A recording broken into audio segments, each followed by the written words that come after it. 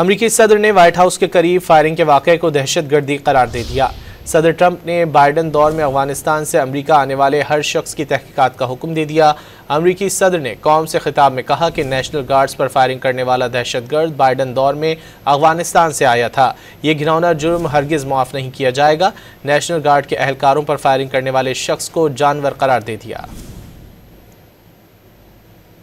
This heinous assault was an act of evil, an act of hatred, and an act of terror.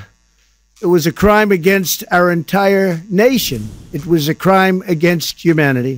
As President of the United States, I am determined to ensure that the animal who perpetrated this atrocity pays the steepest possible price. The Department of Homeland Security is confident that the suspect in custody is a foreigner who entered our country from Afghanistan.